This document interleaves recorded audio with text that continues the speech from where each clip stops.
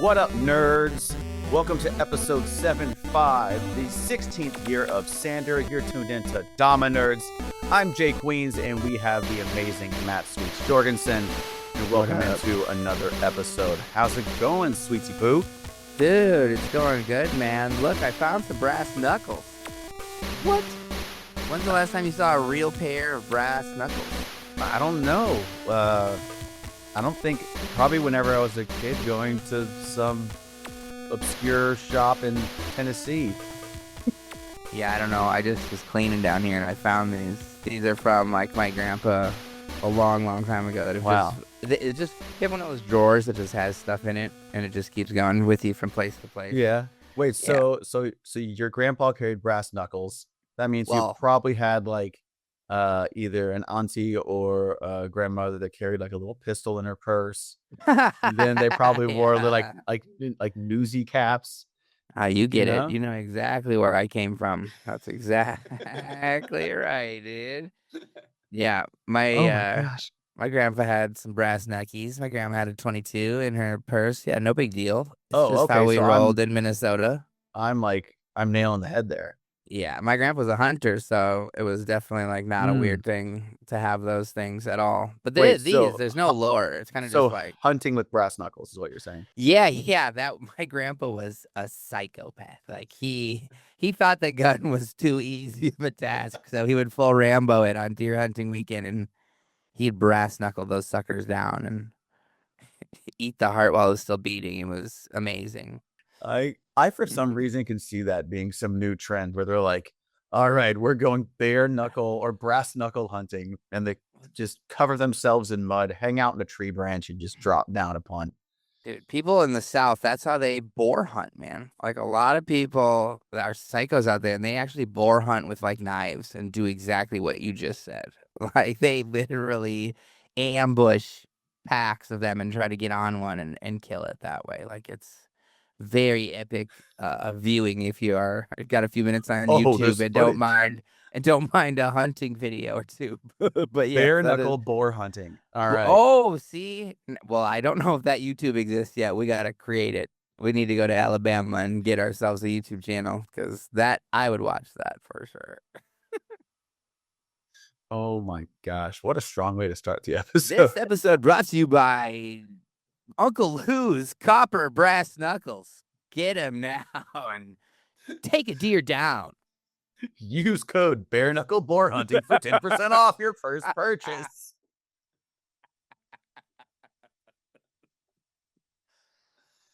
Oh my god. BBB. Bare knuckle. BBH. Bare knuckle bear hunting.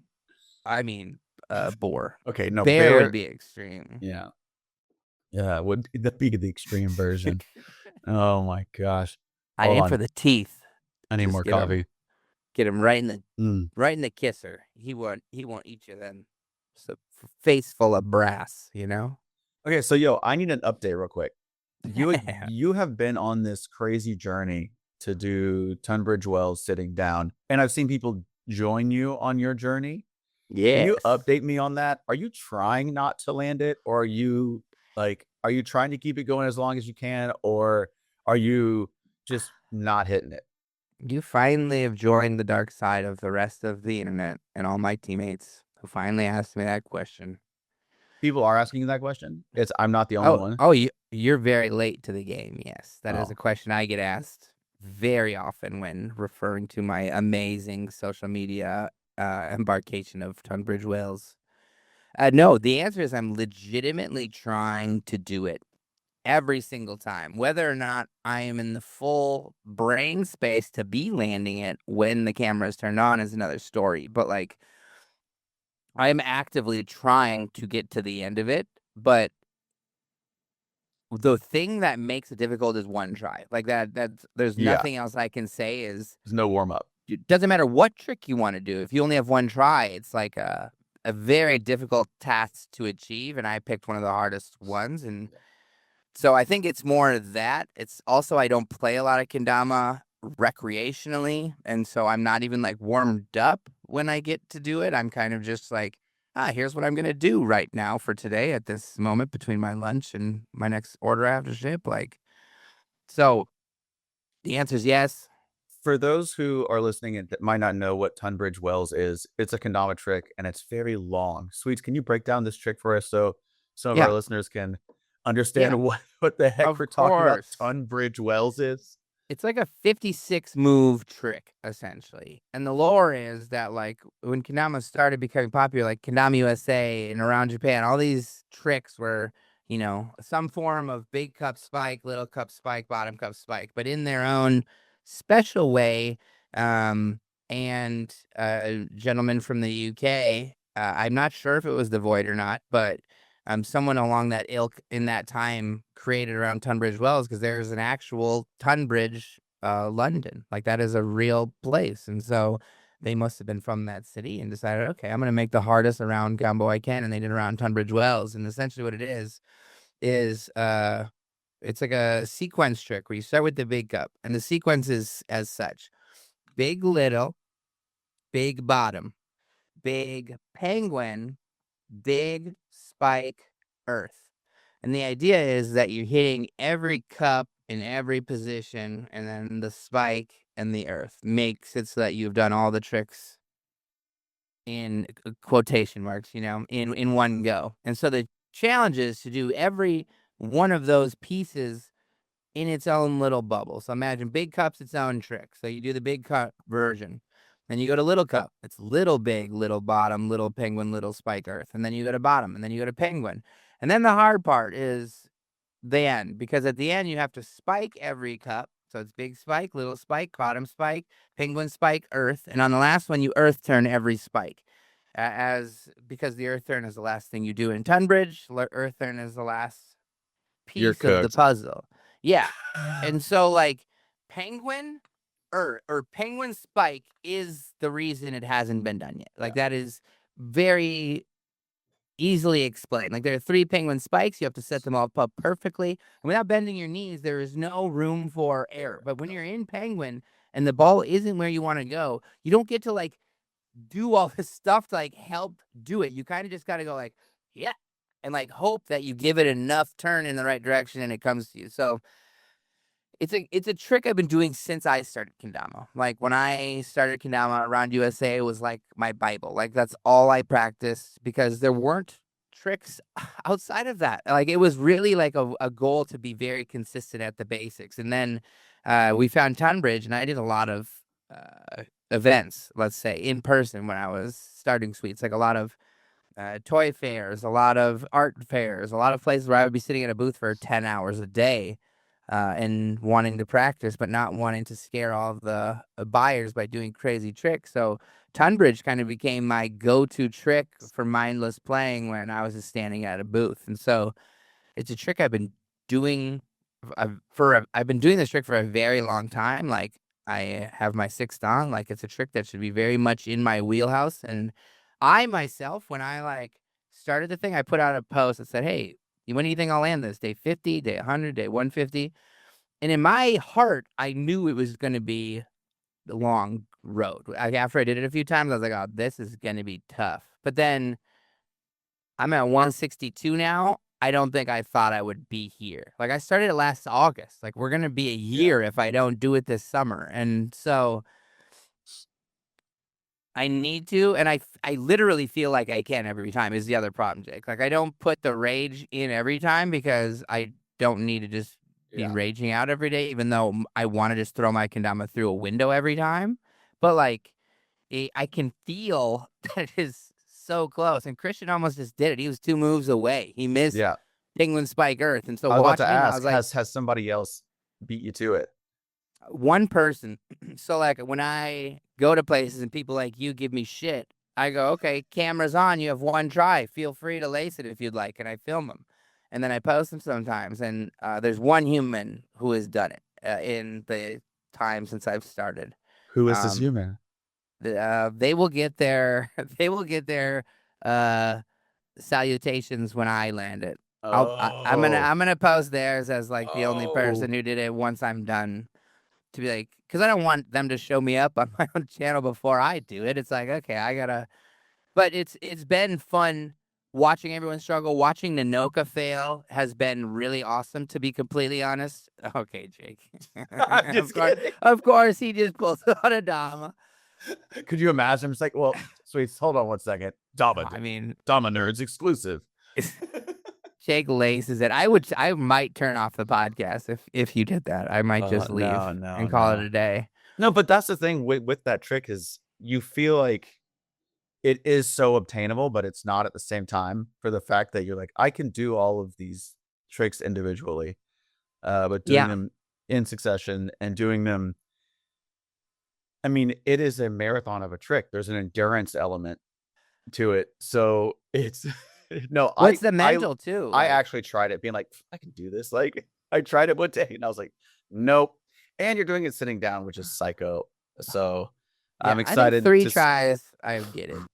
I like 100 days ago I would have got it if I could have a couple tries at it. But it's really, and I'm not gonna lie, I've told this to other people, I film multiple times some days because I hate myself so much with how bad I did in the first rip that I like, okay, that didn't exist. Time to do another. And it's still like, even when I do that, I still only get to little cup, or I still like, you still mess like something, because you're like, the mental focus is like, you have to be fully dialed or else you're going to miss bottom cup to penguin cup. Like it just is, it's going to happen. So yeah, it's been fun though. I hope it's over soon though, because I've had lots of ideas to do other things and I want to do them. But well, we got to throw a big party whenever you do land it. I'm down. Tunbridge Wells party. It's just bridge themed. Like that'd be cool. Like there's just a bunch of just fly in the void. Actually, dude, my successor and my number one competitor, like he's the only human to get the 6 dan outside of Japan officially, other than me. So we were battling for many years on that, but he beat me to it. So I think what you're doing with this challenge is kind of a condensed version of what kendama is, and a lot of it is just challenging yourself. Being like, kendama in itself is not a competitive game, but outside of yourself, like ways to compete against each other's were created for that. But if you pick up a kendama, you need no one else besides yourself to play it. And I think challenging yourself is the big thing. And a lot of times I feel like not that people forget that. I think it's impossible to ignore, but to focus on it, to focus on that self competition and really give yourself a hard challenge is something that kendama is very good at. I have a trick that I've been chasing for a few years and still haven't done. And I keep telling myself, like, every year, I'm like, yeah, this is the year. This is the year where we're just gonna grind it out and we're gonna do it. Still haven't done it. Dude, I think that's what brings us all together. I really truly believe that kendama players' brains work a similar way. So like at events, we all say there's so much fun and there's so many people and like there's not fights. Everyone's just having fun and making friends. I think it's because we're all cut from the same cloth, where a self-challenge is like welcomed and is almost like just part of who we are. And kendama just helps scratch that itch. Because I don't know about you, but I do that with everything in my life. Like I challenge myself personally all the time for no reason, not because anyone told me to, but just because I'm trying to be better or do something faster. Like I can't get rid of that like challenge mentality that's inside of me. And when I meet other kendama players, I think it's that you have to have that self-drive to pick up the kendama and go land a trick that has taken you 2 years. Like that's not for everybody, you know? And when you get into kendama discussions and you start talking about things like kendama people, yeah, we're just like everyone else who buy things and like stuff, but really we're wired a specific way because of that challenge. Like you mentioned that, like when I started kendama, I remember going to the gas pump and not leaving the gas pump, even if my gas was done, before I landed a trick. Like I was like, it's setting those little time barriers. Oh my God. It was me and French press coffee. I just had a 5-minute timer for the steep. And I'd be like, this is when I got to do the trick. If I'm like, what was it? It was like, I had to, whenever I'm waiting, even today, I'll do it. Like when I go down the street to wait for Owen's bus stop, I have a kendama, and I'm like, all right, before Owen's bus gets here, I'm going to try and land this trick. Yeah. And I'll just go and I'll film myself. And that's where, if you ever see like some of my recent clips, it's all from the freaking bus stop, dog.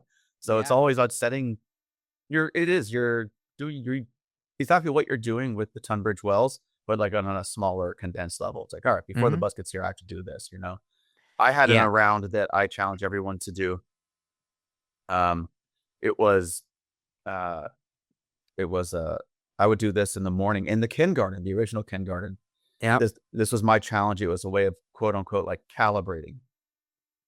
It was around USA, right? In kin grip. And then you would do Sarah grip, what you would do like a turntable into Sarah grip. Yeah. And then you would do around USA Sarah grip and then around down spike. Oh, wow. So it's like those 3 different arounds, but you had to like switch and use that turntable to get into Sarah grip. And I would do that in the kindergarten, be like, this is calibration. Once I have this, I'm calibrated for the day. Dude, I got really good at that one. I did it. Those little challenges. Yeah. When I did it because I was bad at posting on Instagram, to be honest. Like I fall into the same hole that a lot of pros do where you don't feel like you're good enough to post something, so you post nothing at all. And that's not good if you're trying to spread kendama. So it was me fighting against myself to be like, what can I do every day? Like what's something I literally can wake up, I don't have to think about it, and I can just do it and have some content. And that was like the reason I did it, was like, oh, let's try this challenge. And I don't have to wake up and go, oh, what am I going to land today? Or where am I going to do it? Or blah, blah, blah. It's like, I don't put any constraints on this one piece of content.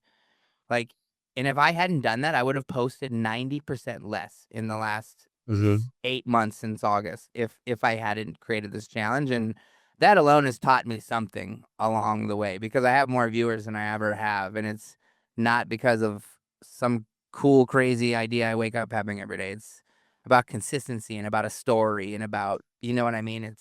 It's much simpler than we make it sometimes.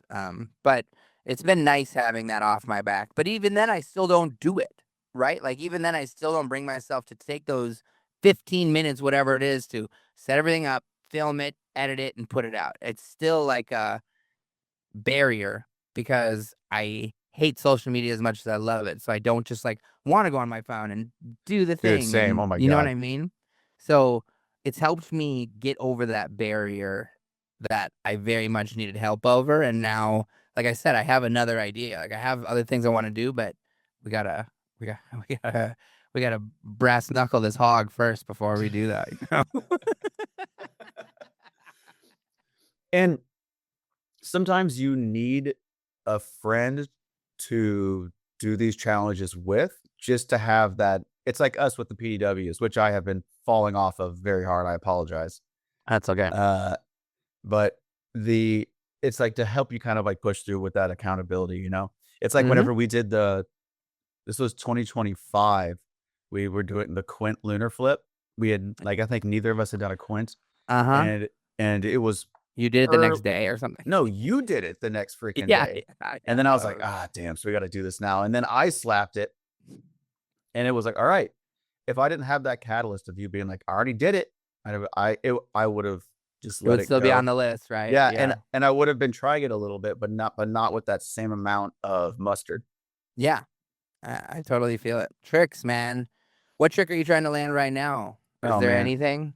What was it? Well, okay, here's my trick. I mean, this is a trick that I've asked like Kaito and people that I'm like, yeah, this is the trick I want to do, and still haven't done it. And they'll do it like first or second try. But it's one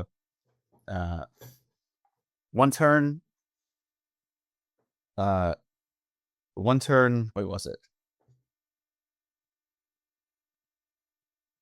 Oh my gosh, hold on a second. Wait, what was it? Hold on. I have to stand up and actually do it. Your brain is fully cooking right now. I have to stand up and actually do it. Hold on. Okay. I try to do the motion to remember. So it's one turn up, tap, insta, lighthouse, 1.5 in, right? Oh, yeah. And then it goes tap, tap, insta, lighthouse, 1.5 in.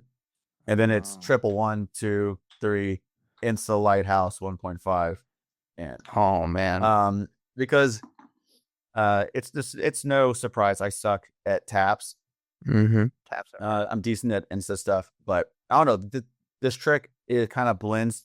Doing the 1.5 rotation into airplane, I feel like is a little bit of the element of the old school, and then the taps has been existing, but the instas have existed, and the taps is like the newer element for me. Yeah. And I get to the triple all the time, but I'm still not honing up. But that was actually a trick that was supposed to be the ender for fallen 50. Oh, no way. Yeah, it's supposed to be the last few spikes for fallen 50. And every once in a while I give it a visit, like maybe a few times a year. But That's a grinder though. You gotta have some time on your hands to do that one. oh Like, yeah. And I really feel, I mean, for me personally, it's like I need there will be one kendama that just wants that trick, you know? I get what you're saying. Yeah, So, 100%, dude. but yeah, every once in a while, like I give it a try Yeah. and keep going for it. But dude, I feel that same thing where it's like, this is my challenge, and it lives in my head, you know? Yeah. Yeah, that's where I'm at currently. So thanks for asking. I don't stop thinking about it. I get asked about it daily. No, I'm just kidding. It's a fun thing. It's crazy to hear my uncle who's 68, 70 something being like, have you laced the and people what they call it, have you laced it around the tune togger tune land thing? Like, no, I haven't. Thanks for asking. Even my mom. I'm like, Mom, you're not allowed to ask me anymore what it is unless you call it the right name. Because every time she butchers it, and I'm like, Mom, you've asked me 160 times. You got to know the word Tunbridge by now, please. Like, Yeah. stop So butchering. so your family's engaging with this media too.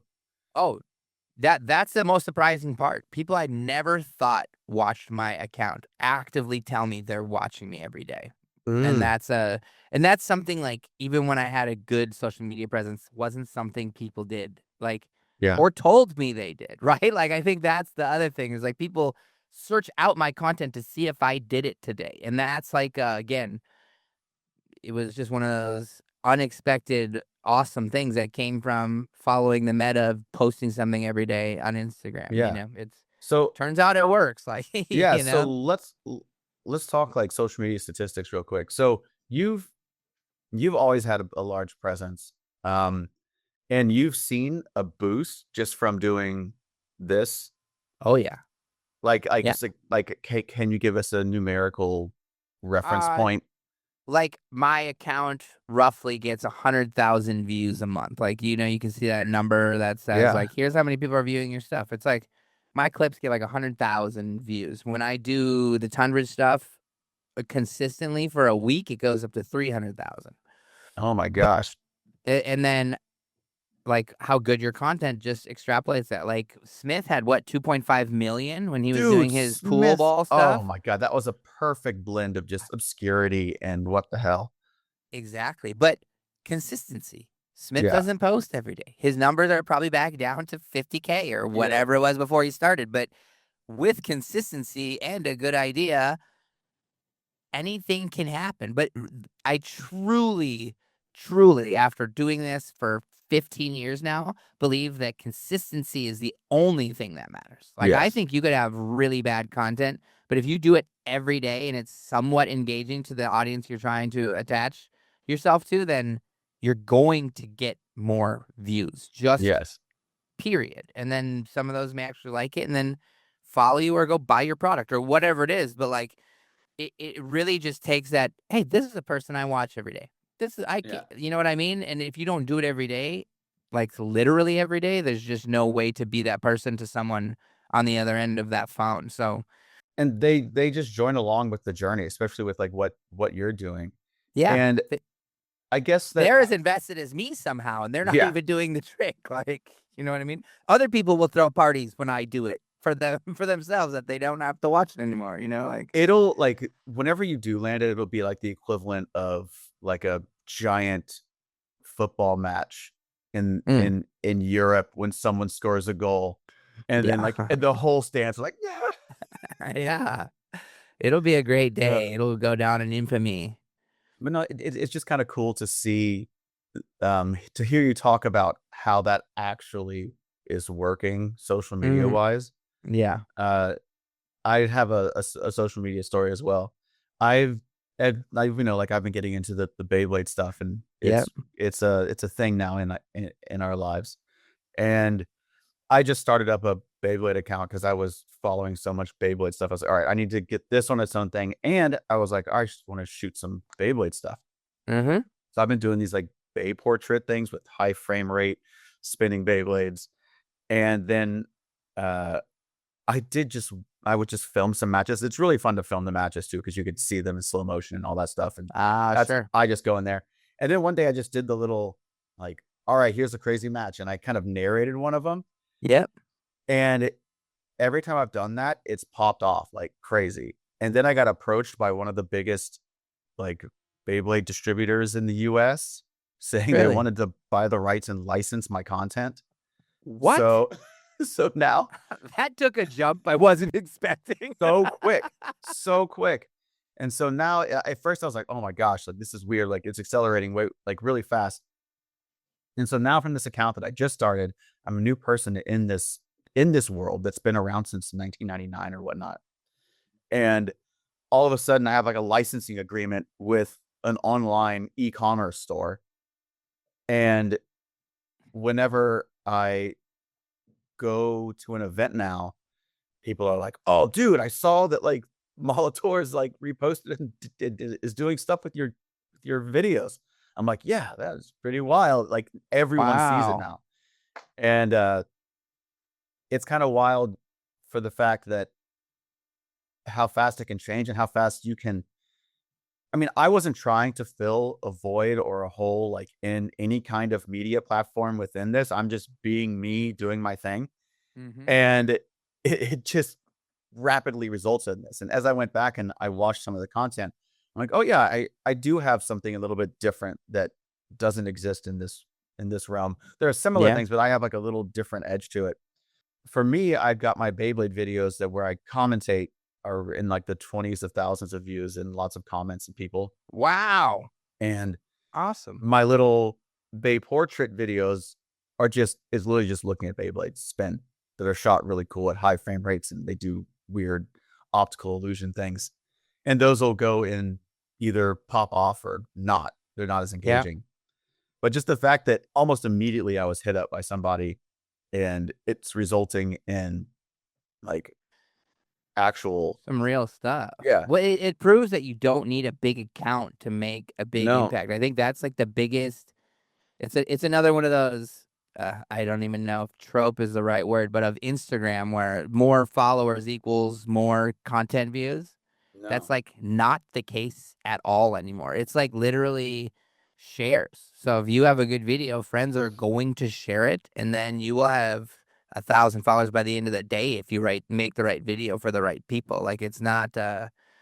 I don't think it's a barrier where it used to be a big deal. Like how many do you have? What's your Instagram account? And it literally a kendama brand could start tomorrow that could be better than all of ours on the internet Oh, of because course. they play the social media game better in a way that Mhm. us big companies who've been doing it forever never have. And that's the part of social media I kind of like. I like that that's as much as you're fed shit in an algorithm, I really feel there is now this time where I see goofy things. I see small content creators. I see like they're trying to push that stuff out as well, which is dope to me as an entrepreneur and as a Yeah. small business person that it's still a tool for business growth if you use it the right way and whatever, you know what I mean? Because that's what it started out as. Like Of that's course. all Instagram was to me was a tool to show the world's kendama, and the bigger you get, the more you feel like you're just showing it to the same, 100,000 people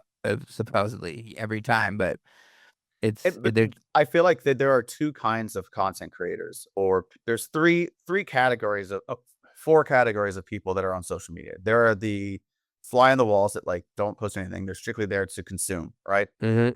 Then you have the people that are there to just like share their passions and do the stuff they want to do. So that's two.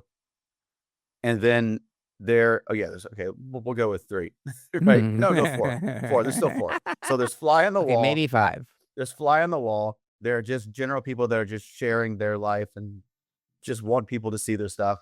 Then there are the actual like entrepreneurial, like we're promoting our business, what we're doing, and our culture or whatever it might be. And then you have just this competitive sport uh in influencers where it's like they don't care Ah, what they post. Their whole goal is like, I'm gonna get as many views, and it's actually a game of like yeah. these statistics, right? So like I'm just Mhm. gonna post whatever it is as long as it gets views, and that's their game, you know? And those are the ones, the accounts that I just like, that just irk me because it's like they'll overflood the feed sometimes. And it's like this means nothing. Like there is nothing behind this besides you're trying to reach a certain number, and you can really tell the difference between something like that and something like what you're doing where there's an actual like reason and logic behind it. And you're Mhm. not doing it. You didn't start doing it strictly just to like, all right, this is how I'm going to get a ton of views. You're like, this is a challenge. I'm going to give myself, come along for the ride, you know? And Yeah, like exactly. with me and like in the stuff I was doing that I was doing with the Beyblade, I was doing it for no other reason besides the fact that I wanted to do it, and it resulted in that. Mhm. And I think that's what certain people can see, and then that's why they connect to it. But, yeah, those categories of social media people, I feel like kind of that's the ecosystem of it. Is there a Is there a crossover with kendama? Like, if you took my live stream finals video of Yasu and Ryoga's freestyle, would you, even though you're on stage, would it make any sense to do what you're doing for Beyblades and kind of explain what's going on to people? Assuming that not everyone who follows your kendama account knows what the fuck's going on, kind of idea, you know? Like, Well, what do you mean?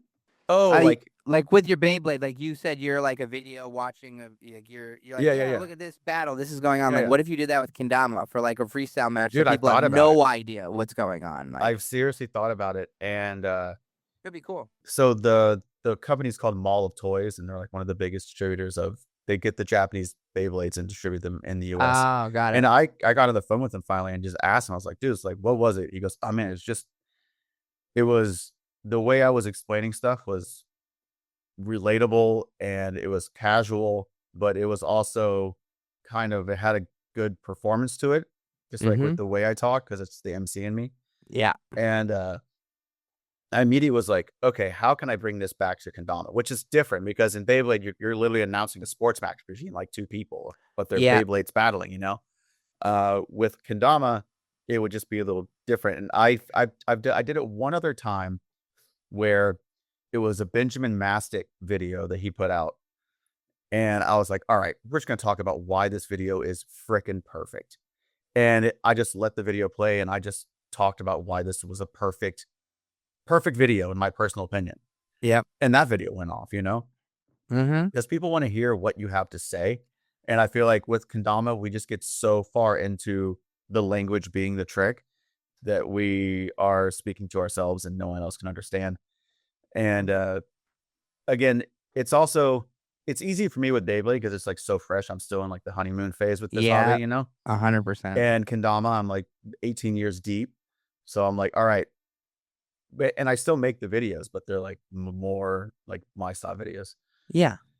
So, it's something that I have thought about. I'm like, "Alright, I gotta get this style back over to kendama." And it's kind of like getting into new hobbies helps you learn about yourself and about other hobbies, you know?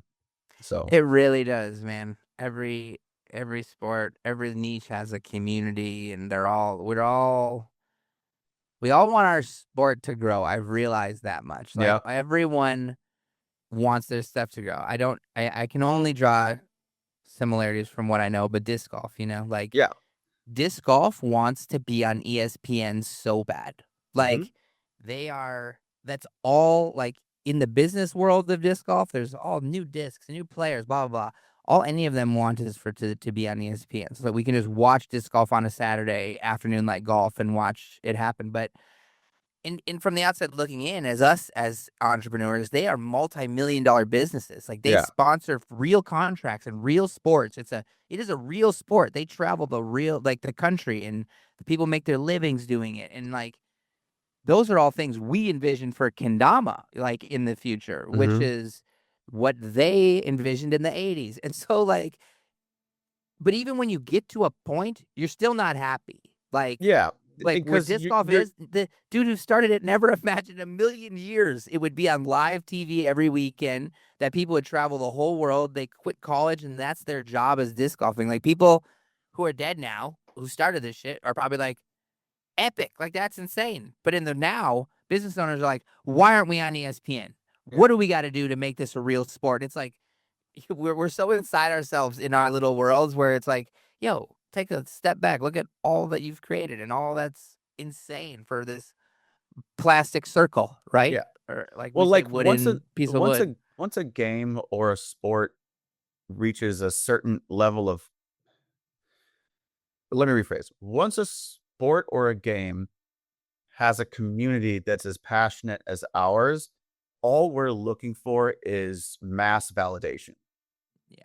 Meaning, like, if you get on ESPN, that means you are officially, like, everyone will see it and be like, disc golf is a sport and I respect it, you know? Yep. And it's Uh-huh. just, but as of right now, like, what's inside disc golfers' heads is like, oh, when I tell people I disc golf, they see me as like this specific kind of person. And Yep. there's this preconceived idea. Same thing Mm-hmm. with kendama. You say like, oh yeah, I play kendama. Like, oh yeah, it's a toy, right? Which it is a toy.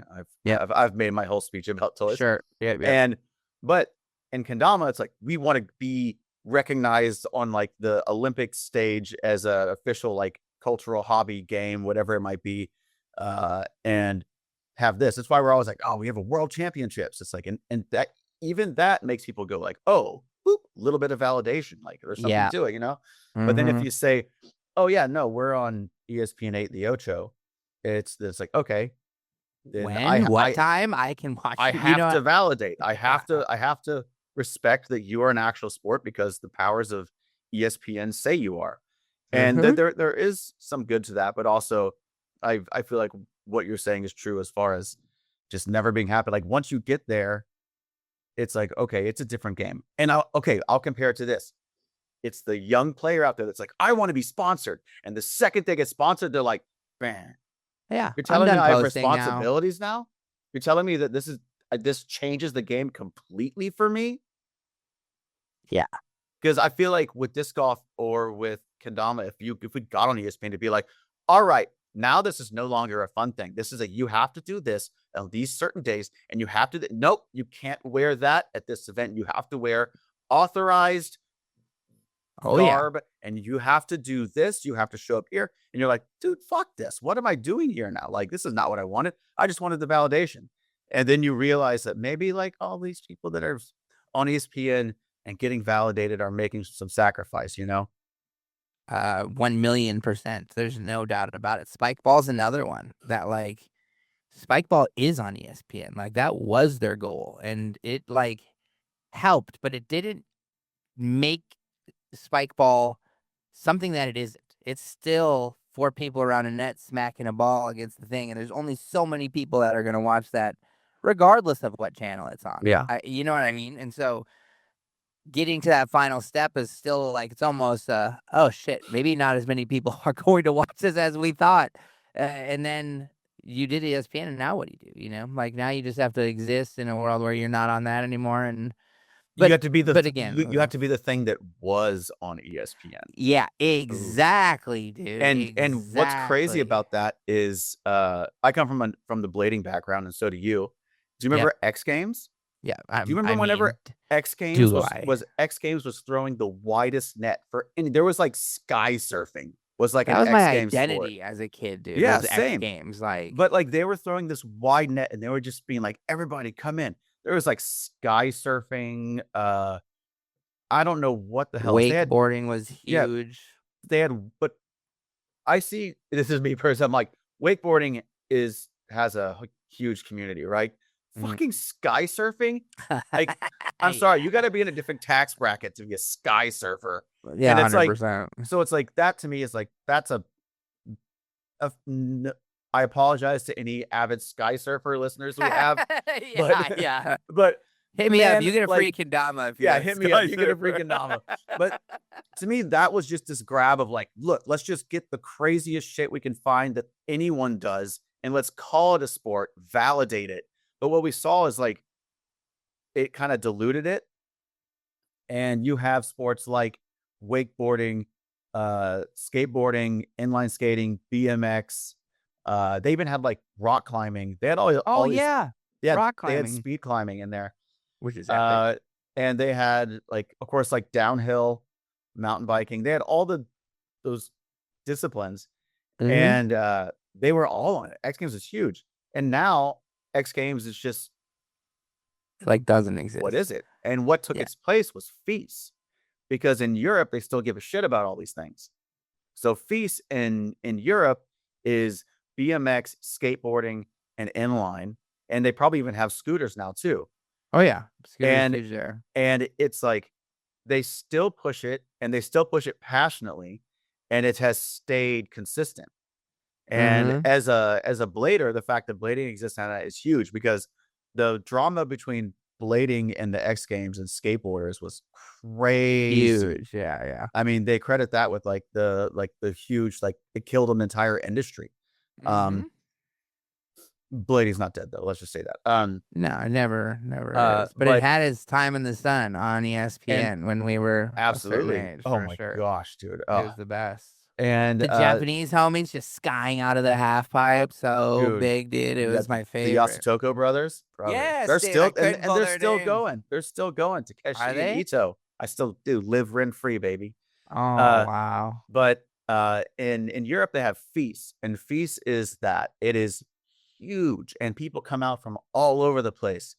And which is funny that we just ended up here, because Tio and EKC has been able to get kendama on a stage at FISE. So this year kendama is going to be a part of FISE, and it does carry that same kind of validation, like, oh yeah, FISE is like, yeah, come in with this. And that is through a lot of what the Sweets mob has done with the game, and through BMX and skateboarding and inline and sky surfing.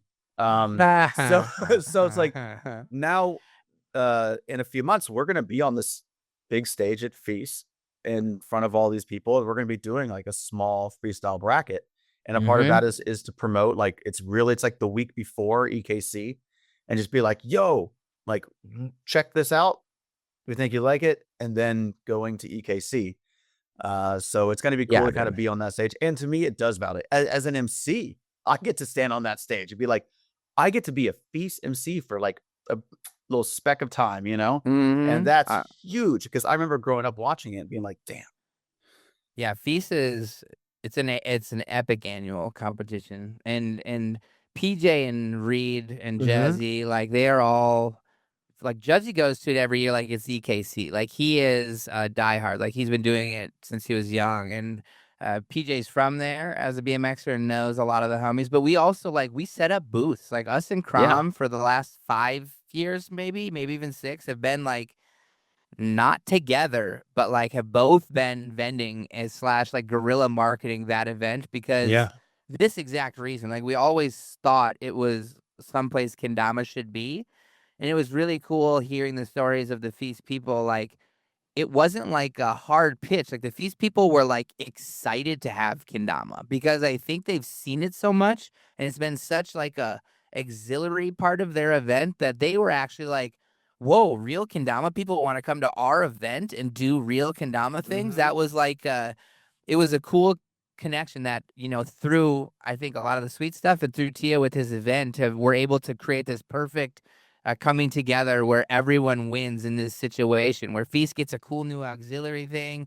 We get a bunch of people who would never have maybe seen, touched, heard of kendama to validate it as something cool, which I hate saying, but is a real thing in front of a bunch of people who consider themselves cool in whatever they do or whatever it is. And that it's a word I hate using, but it's a real word that exists when you're in that kind of a space, because a lot of those people are too cool to play kendama, to be completely honest. Even though they see Boo and Jesse and all these people doing it, it doesn't mean that they're not on the other side going, why are those losers doing that? And I think this is a good chance for us to show that we're not losers and that we're just like those guys who do their own thing in their own way. And when they get to hang out with kendama people for the week, because there are a lot of people are going to be there teaching and having fun, it's going to open the eyes of even more extreme sports athletes, which it can only help us moving forward, especially if any of them, like Reed Boo, get into it, like Boogie T, that just make it part of their life and are utilizing it, because that's the content none of us could go to FISE and pay for, even if you had 10 racks to throw at someone to make influencer content. Like, you're better off just teaching as many famous people as possible and hoping that one of them just likes it like you do, because it's literally the only way it works. That's the thing, is they just present it that way, you know? And like, the other thing is, we do want people to look and be like, oh, that's cool. But there's this other level of resistance that I had when I first found kendama, and it was the, like, I don't need another hobby.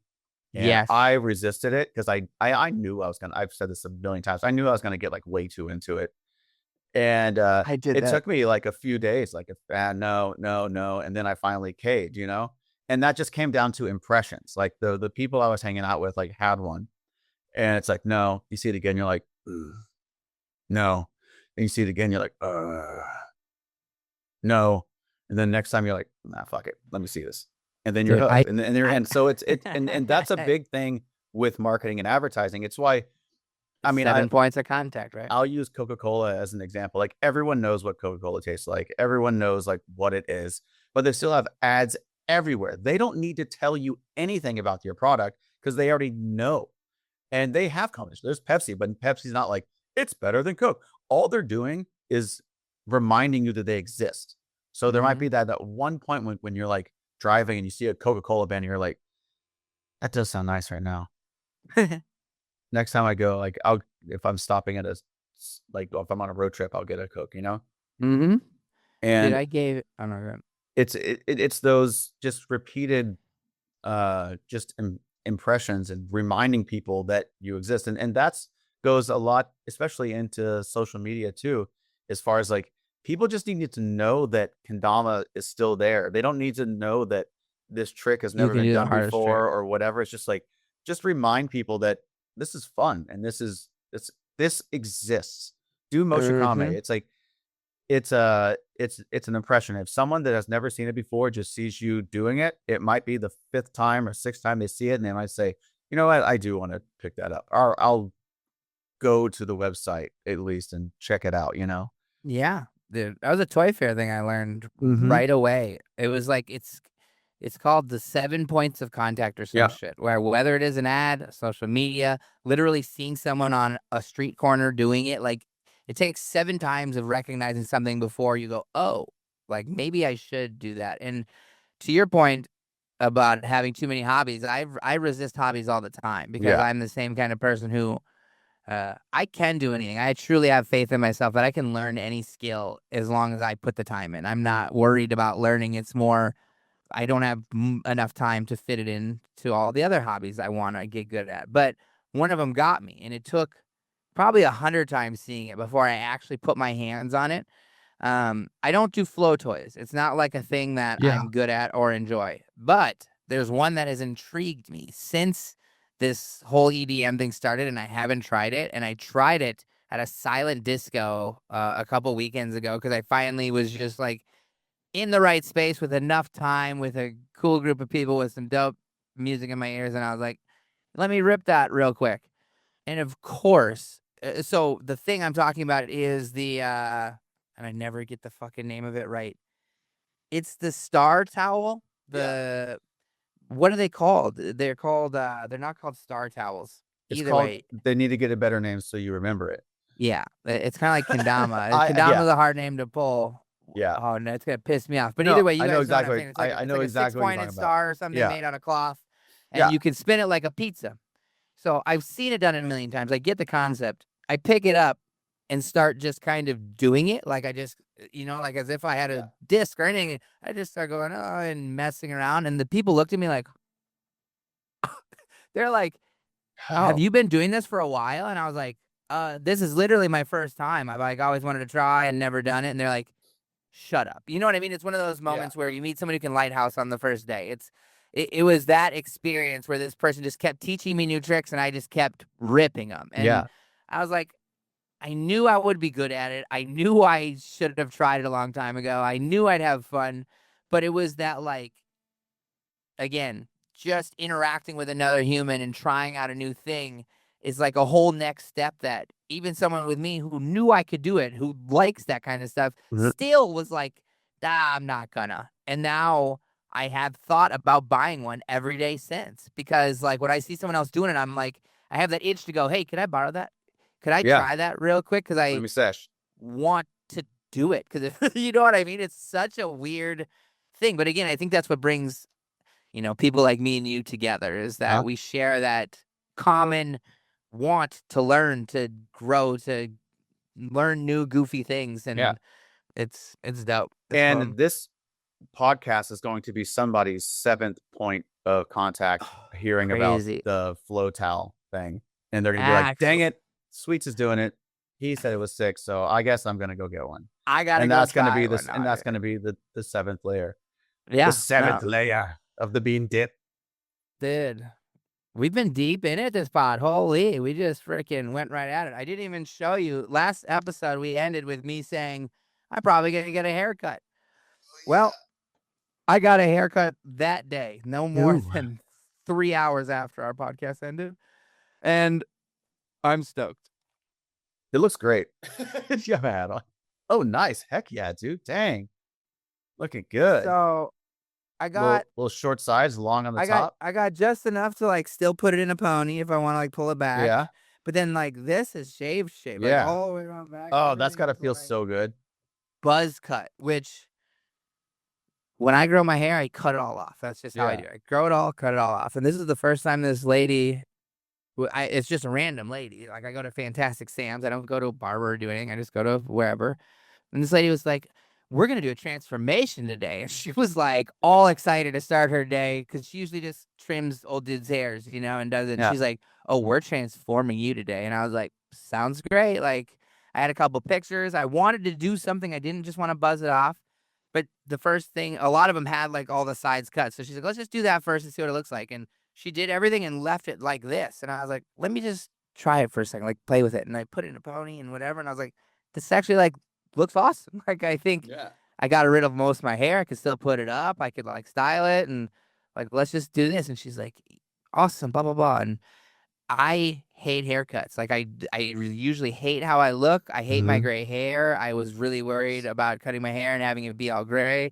But somehow this haircut doesn't make me hate my gray. It makes me feel cooler. Makes me like whatever it is. And yeah, I have to like put stuff in my hair now and do a little something to it. But I feel like I have a haircut, which as a 38-year-old man, I should have been able to say that more times in my life than once. Same. But like I don't have haircuts that I like, so it's like I don't know how else. It's to empowering. Explain, like you feel empowered because your hair is no longer just a thing that's on top of your head. You're like, this is now a feature of me.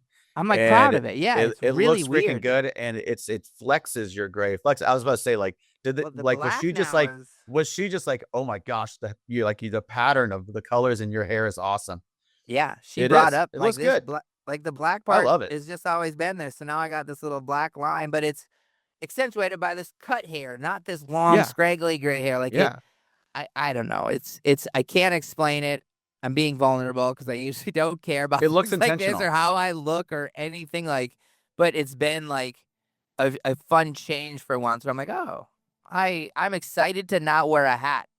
Like I went to dinner the other night and didn't wear a hat, and I usually hate that. And I was like, I don't know, I look good with my hair back and my collar shirt. It's like walk a little taller.